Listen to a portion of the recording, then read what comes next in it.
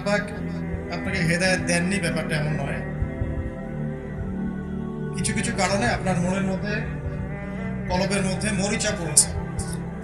হয়তো আমল কম হওয়ার কারণ হতে পারে, ধারাবাহিকতার ঘাটতি হতে পারে, অথবা প্রকাশ্য গোপন কোনো পাপে লিপ্ত হওয়ার কারণে হতে পারে।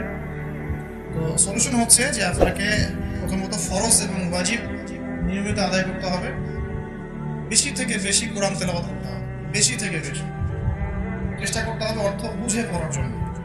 এবং আপনি আল্লাহওয়ালা মানুষদের সাথে চলাফেরা করবেন, দুনিয়াদার মানুষদের সাথে চলাফেরা করবেন, বসা করবেন। আল্লাহওয়ালা মানুষ যাদেরকে দেখলে আল্লাহর কথা স্মরণ হয়, এ ধরনের মানুষদের সংস্পর্শে থাকবেন। নিয়মিত আল্লাহর পথে মানুষকে দাওয়াত দিবেন এবং পড়াশোনা করবেন।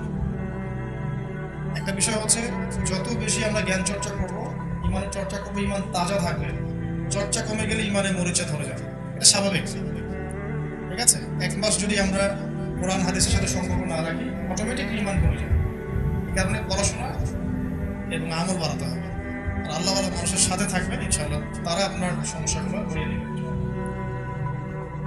আর শেষ জামানায় ইমান ধরে রাখার জন্য শুধু আমল যথেষ্ট নয়, পড়াশোনা করতে হবে, ইলম অর্জন করতে হবে। একটা বিষয় আপনি পড়েন, পড়াশোনা করে তারপরে একটা আমল করার চেষ্টা করেন, দেখবেন আপনি অনেক মজা পাচ্ছেন, স্বাদ পাচ্ছেন। নর্মালি অভ্যাসগতভাবে আমল করতে থাকলে স্বাদ পাবেন না। আশা করি আমি বোঝাতে পেরেছি। তবে মূল বিষয়টা হচ্ছে আল্লাহর ফরজ ওয়াজিব এবং আল্লাহর জিকির, কোরআন, আল্লাহর জিকির, আল্লাহওয়ালা মানুষের সহবত। সন্তান হকের পথে চলে, বাবা মা চলে না। নামাজ কালাম পড়ে, পরিপূর্ণ ইসলাম ফলো করে না। এখন সন্তান কি করবে? সুন্দর প্রশ্ন, এবং এটা আমাদের ইয়াং জেনারেশনের ম্যাক্সিমাম মানুষেরই সমস্যা। যারা হেদায়েতের পথে আসছে, হয়তো পারিবারিক সাপোর্টটা পাচ্ছেন। এইসব ক্ষেত্রে আমার নাসিহত হচ্ছে যে প্রথমত তাদের সাথে তর্ক করা যাবে না। পিতামাতার সাথে তর্ক করে কোনো লাভ নাই। কারণ আপনি আমি যত বড়ই হয়ে যাই না কেন, বাবা মার কাছে আমরা কিছুই না। ঠিক আছে, তো তাদের সাথে উত্তম আচরণ করতে হবে এবং যথাসাধ্য নম্রতার সাথে তাদেরকে নসিহত করতে হবে।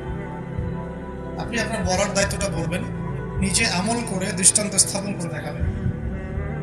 আমি একটা লেকচারে বলেছিলাম অনেক দিন আগে যে আমাকে কিন্তু আমার আমলনামা ঘাটলে আমার ইতিহাসে আমি পাই না যে আমাকে পুরো বংশ থেকে কেউ কোনোদিন একটা ইসলামিক বই কিনে দিয়েছে। ঠিক আছে, তো অনেক প্রতিবন্ধকতা ফেস করে করে করে করে ইসলাম প্র্যাকটিস করতে হয়েছে, যেটা আপনাদের কল্পনার বাইরে। তো এক্ষেত্রে আপনাকে দৃষ্টান্ত স্থাপন করতে হবে, নিজে আকীদা শক্ত করে আমল করে নিজে আগে আপনি একটা এক্সাম্পল ভাবেন যে আমি ইসলাম পেয়ে এভাবে নিজেকে পরিবর্তন করছি এবং আমি হ্যাপি, আমি সুখী আছি। এরপরে আপনি তাদেরকে নাসিহত করবেন এবং একটা সময় গিয়ে আপনি উপার্জনের ক্ষমতা অর্জন করবেন। যখন আপনি উপার্জন করতে শিখবেন, তখন আপনি স্বতন্ত্র পরিবার গঠন করবেন এবং আপনি আপনার ফ্যামিলি নিয়ে থাকবেন। পরিবারের অন্য যারা আছে তাদের সাথে এবং রক্তের সম্পর্ক যাদের সাথে আছে তাদের সাথে আত্মীয়তার সম্পর্ক রক্ষা করে চলবেন, এতটুকু।